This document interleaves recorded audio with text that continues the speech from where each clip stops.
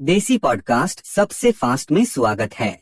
तो आखिरकार मेफिस्टो दिख ही गया। तो आयरन हार्ट के आखिरी 3 एपिसोड सामने आ चुके हैं और हमें आखिरकार मेफिस्टो दिख चुका है। पर इसके यहाँ दिखने का मतलब क्या है? तो जहाँ पिछले 3 एपिसोड्स में रीरी को अपना सूट बनाना था, जिसके लिए वो ज्वाइन करती है पार्कर रॉबिन्स का क्रिमिनल ग्रुप, वहीं अभी आए आखिरी 3 एपिसोड्स में हम देखते हैं रीरी को पार्कर से बचने के साथ साथ नया सूट बनाते हुए अपनी फैमिली और फ्रेंड्स की मदद के साथ, जहाँ वो मैजिक और टेक को कंबाइन करके सामना करती है हुड का और मिलती है एक ऐसे बीइंग से जो उसके सारे सपने सच कर सकता है, पर एक शर्त पर। तो यहाँ हमें ये सीरीज एक प्रॉपर ओरिजिन दे रही है रीरी विलियम्स के आयरन हार्ट बनने का, जिसके साथ साथ हम हुड की ओरिजिन भी देख रहे हैं। पर यहाँ प्रॉब्लम ये है कि ये सीरीज शुरू हुई थी रीरी के ये समझने से कि टोनी स्टार्क ने कुछ भी महान जो किया है वो इसलिए वो कर पाया क्योंकि उसके पास पैसे थे, जबकि इस सीरीज को एक मैसेज के साथ एंड होना चाहिए था कि जीनियस लोग एक गुफा के अंदर भी कुछ आइकॉनिक बना सकते हैं। पर जहाँ मेफिस्टो का दिखना बहुत बड़ी बात थी, वहीं सीजन फिनाले में कुछ तो मिसिंग था।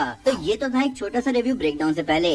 अब आइए आयरन हार्ट के आखिरी 3 एपिसोड के बारे में डिटेल में बात करें। इस बार ब्रेकडाउन का स्टाइल अलग है। मैंने सारे एपिसोड्स एक साथ देख लिए हैं, पर मैं आपको एक एक करके इनका ब्रेकडाउन देता जाऊंगा। तो बिना किसी देरी के चलिए शुरू करते हैं। Episode 4 bad magic. तो एपिसोड 4 शुरू होता है हमें हुड की ओरिजिन के हिंट मिलने से, जहां वो घुसता है एक घर में जिसमें उसकी मदद करता है कजिन जॉन।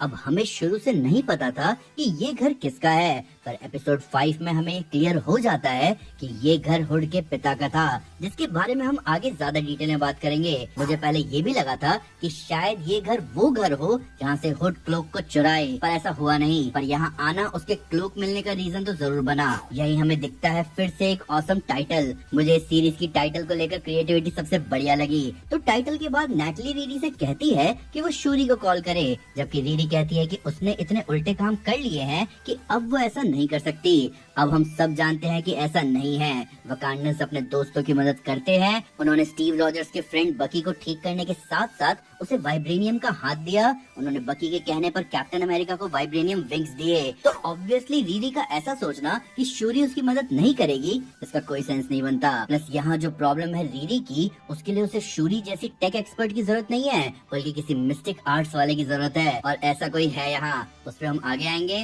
और पहले बात करते हैं जीक की। तो एपिसोड 3 में रीरी से जीक का बायोमैश छूट गया था क्राइम सीन पर, जिसके रिजल्ट में इस एपिसोड में पुलिस उसे पकड़ कर ले गई। अब जीक, जो कि ऑलरेडी स्ट्रगल कर रहा था कि कहीं वो अपने पिता के कदमों पर ना चलने लगे, वो इस इंसिडेंट की वजह से बदल चुका है। इन सब के ऊपर जैसे ही हुड ने कहा कि उसने नया टेक वाला बंदा ढूंढ लिया है, तब रीरी समझ गई कि अब हुड उसके पीछे आएगा। हालांकि ये ट्विस्ट अच्छा था कि हुड का नया टेक वाला बंदा जीक था, जिसको हुड की गैंग आजाद करवाती है। वहीं रीरी जेवियर को सेफ रखने की बात करती है, तो वहाँ जेवियर उसे समझाता है कि उसके हिसाब से रीरी कैसी है। वो यहाँ नाम लेता है स्पॉक का। Spoke famous series Star Trek में एक कैरेक्टर है जो कि बहुत ज्यादा लॉजिकल, एनालिटिकल और हार्ड वर्किंग है, पर उसका इमोशनल साइड थोड़ा ठंडा है। और यही जेवियर यहाँ कहना चाहता है कि रीरी चीजों को लेकर लॉजिकली तो सोचती है, पर उसे चीजों को दूसरे नजरिए से देखने की भी जरूरत है। ये रीजन है कि रीरी हुड के क्लोक के टुकड़ों को कैसे खत्म करना है, इसका साइंटिफिक तरीका ढूंढ रही है, और उसको मैजिक को हराने के लिए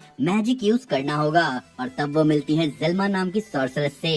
कॉमिक्स में जेल्मा स्टैंटन डॉक्टर स्ट्रेंज के सैंक्टम सेंक्टोरम में लाइब्रेरियन है, जो कि माइंड मैगट से परेशान होकर डॉक्टर स्ट्रेंज के पास आती है। और हमें यहाँ सीरीज में माइंड मैगट्स दिखते हैं उसके टेबल पर। ये बहुत अच्छी बात है कि मार्वल ने जेल्मा और जीक के कैरेक्टर्स को सीक्रेट रखा ट्रेलर में, जिसकी वजह से हम सीरीज में दिखने वाले ट्विस्ट का मजा ले रहे हैं। अब बात करें हुड की, तो हुड ने जो जीक के साथ किया वो डायबॉलिकल था। हुड के हैकर स्लग ने जीक के बायोनिक इम्प्लांट्स का एडमिन हुड को बना दिया, जिसका रिजल्ट हमें आगे दिखता है। Episode 5 कर्माज़ glitch. एपिसोड 5 शुरू होता है रीरी के आयरन हार्ट आर्मर के चोरी होने और रीरी के जेल्मा से मिलकर डोरमामू की शक्ल देखने से, जहाँ जेल्मा यहाँ हुड के क्लोक के लिए कहती है कि वो 50% श्योर है कि ये बिलोंग करता है डोरमामू को। अब कॉमिक्स में ये क्लोक डोरमामू को ही बिलोंग करता था, जहाँ इसको यूज करते करते हुड डोरमामू का होस्ट बन जाता है। प्लस जेल्मा का यहाँ डोरमामू के नाम लेने के पीछे डॉक्टर स्ट्रेंज के इवेंट्स हैं, जिसके बारे में हर एक सॉर्सरर जानता होगा कि काइसिलियस ने क्या किया था डोरमामू को इस डायमेंशन में लाने के लिए। इन सब के ऊपर जेल्मा का काइसिलियस के निशानों को हुड के निशानों से कंपेयर करना कुछ गलत नहीं है। हालांकि हुड के गैंग का रीरी पर अटैक करना जीक के साथ ये सीन खतरनाक था, जहां हमें कॉमिक्स वाला आइकॉनिक शॉट दिखता है जहां रीरी अपने आयरन हार्ट सूट में रेड ट्रक को ढेर कर देती है। कॉमिक्स में रीरी ऐसा करती है जब वो पहली बार अपना सूट पहनकर निकलती है और कुछ कैदियों को भागने से रोकती है। अब ये चीज कॉमिक्स में मुझे बहुत अच्छी लगी थी कि उसने अपना सूट पहनते ही कुछ अच्छा काम करने का सोचा, पर यही चीज यहाँ इस सीरीज में मिसिंग थी। हाँ, आयरन सूट बनाना बड़ी बात है, पर सुपर हीरो तभी है जब वो किसी की मदद करे। हालांकि उसने एक कैरेक्टर की मदद तो करी, पर उसके बारे में आगे बात करेंगे। यहाँ फ्राइज वाला इंट्रो ऑसम था और आयरन हार्ट सूट भी कमाल का था, जहाँ रीरी का स्लग को ढेर करते हुए उंगली दिखाना मुझे बढ़िया लगा। पर इस माहौल का विनर था जीक, जिसने अपने बायोनिकली इनहेंस्ड बॉडी के साथ वो कर दिया जो उसके पिता नहीं कर पाए, एक आयरन सूट को ढेर करना। हालांकि जीक में अच्छाई है जो उसने रीरी को छोड़ दिया और शिकागो से जाने की बात कही। अब ये बहुत अच्छी बात है कि इस सीरीज की स्टोरी आयरन मैन स्टोरी से कनेक्ट हो रही है। रीरी की एंग्जाइटी हमें आयरन मैन 3 के टोनी की एंग्जाइटी की याद दिला रही है और रीरी का सूट बनाने को लेकर ऑब्सेशन भी टोनी स्टार्क जैसा ही है। पर सीरीज में ऐसा लग रहा था कि वो अपने सूट बनाने के ऑब्सेशन में गुम हो चुकी है और इसीलिए उसको जरूरत है उसकी फैमिली की। जहाँ रीरी का सूट बर्बाद होते ही रीरी की माँ उसे उसके स्टेप फादर के गराज ले जाती है, जहाँ रीरी अपने पिता की गाड़ी से अपना नया आयरन हार्ट सूट बनाती है और उसको पावर प्रोवाइड करती है मैजिक से। अब यहाँ इसके मैजिकल पावर सोर्स की बात करने से पहले मैं अपना डिसअपॉइंटमेंट दिखाना चाहूंगा इस सूट को लेकर। तो जो सूट हमें सीरीज की शुरुआत में दिखा वो ऑसम था। जो सूट रीरी ने उस बर्बाद हुए सूट से बनाया वो भी ऑसम था, पर अभी जो उसने अपने स्टेप फादर की गाड़ी से सूट बनाया वो वापस वकांडा फॉरएवर जैसे सूट जैसा लग रहा है। अब ये डिस्कशन हम फैंस के बीच बहुत पहले ही हो चुकी है कि आयरन सूट जितना दिखने में मैकेनिकल लगेंगे वो उतने औसम होंगे। हालांकि ये सूट थोड़ा कॉमिक एक्यूरेट जरूर है, पर तब भी पिछले 2 आर्मर मुझे ज्यादा औसम लगे।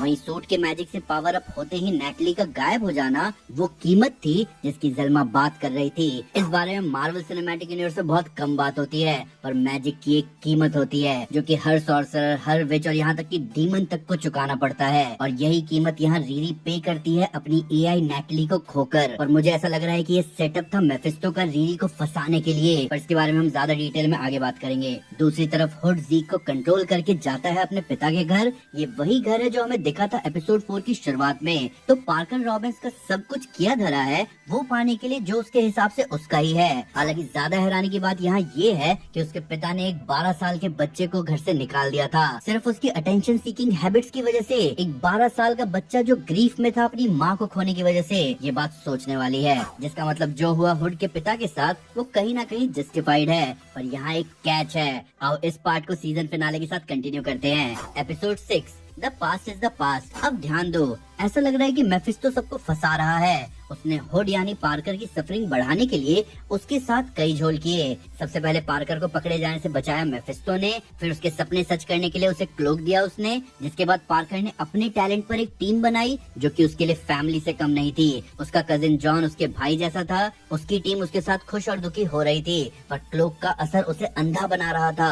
आप नोटिस कर सकते हो कजिन जॉन उसे एयरलूम वाले अटैक से पहले मना करता है कि उन्हें शायद उस दिन नहीं जाना चाहिए, और वो जाता है और उसका भाई मारा जाता है। उसकी टीम जब उससे सवाल पूछती है रैम्पेज की मौत को लेकर, तो वो वहाँ भी अपने क्लोक की वजह से अपने एम्बिशन को आगे रखते हुए अपनी टीम को फायर कर देता है। वो जीक को कंट्रोल करता है, पर जीक खुद पॉइंट आउट कर देता है कि इस जीत के कोई मायने नहीं है उसके लिए, क्योंकि टेक्निकली उसे कुछ मिला ही नहीं। वो अभी भी खोखला ही है जो यहाँ बिलोंग नहीं करता। तो देखा जाए तो जब तक पार्कर के पास उसकी टीम थी उसके पास सब कुछ था, और अब जब उसे लग रहा है कि उसके पास सब कुछ है तो टेक्निकली उसके पास कुछ नहीं है। यही काम करने का तरीका है मेफिस्टो का। उसकी डील के अंत में सामने वाला हारता ही है, और उसकी हार और उसकी सफरिंग से मेफिस्टो को पावर मिलती है। पर मानना पड़ेगा साशा बैरन कोहेन क्या लग रहे हैं इस रोल में। हमें एपिसोड के एंड में मेफिस्टो के असली लुक की झलक भी मिलती है चम्मच के रिफ्लेक्शन में। मैं बस उम्मीद कर रहा था कि काश हमें मेफिस्टो का पूरा लुक मिलता, पर इसके लिए शायद हमें वेट करना होगा।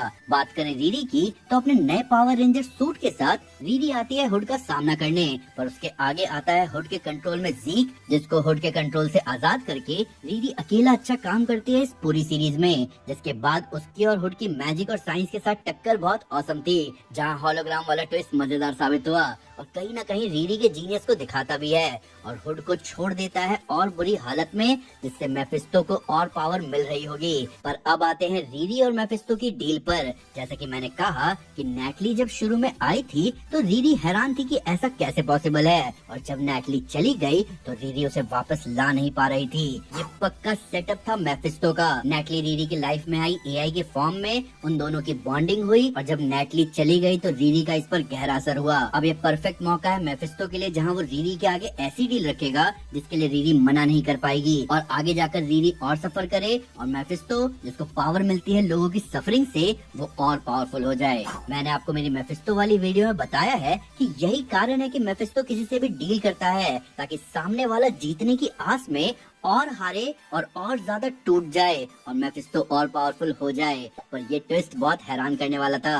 रीरी ने मेफिस्टो से डील कर ली और किसी ऐसे को वापस ले आई जो मर चुकी है, और अब नेटली जिंदा है। मैजिक के टर्म्स में ये बहुत बड़ी कीमत है चुकाने के लिए। कॉमिक्स में मेफिस्टो स्पाइडरमैन के साथ डील करता है कि वो उसकी आंट में को जिंदा कर देगा, पर बदले में उसे उसकी शादी चाहिए। और ऐसा ही कुछ यहाँ रीरी ने करवाया है अपने लिए, जिसका रिजल्ट वैसे तो हमें यहाँ रीरी के मार्क्स के साथ दिख रहा है, पर इससे भी ज्यादा बुरा रिजल्ट शायद हमें आगे के सीजन में देखने को मिले, अगर आगे का सीजन आएगा तो। यहाँ जो रीरी का नया हेयर स्टाइल दिखाया गया है, ये लिया गया है उसके कॉमिक्स वाले हेयर स्टाइल से, जहाँ वो ऐसा ही लुक रखती है। पर यहाँ सीरीज में ये लुक जा नहीं रहा, जहाँ ये लुक उसे जीनियस कम और होमलेस ज्यादा दिखा रहा है। अब आते हैं पोस्ट क्रेडिट सीन पर। तो सीरीज के पोस्ट क्रेडिट सीन में पार्कर अपने निशानों के साथ आता है ज़ल्मा के पास। अब ऐसा कह सकते हैं कि पार्कर या तो निकला है खुद को ठीक करने या मेफिस्टो से बदला लेने। पर जैसा कि मेफिस्टो ने भी कहा इस सीरीज में कि डोरमामू भी उसके आगे कुछ नहीं है, तो अब सोचने वाली बात यह है कि कोई उसका क्या बिगाड़ सकता है।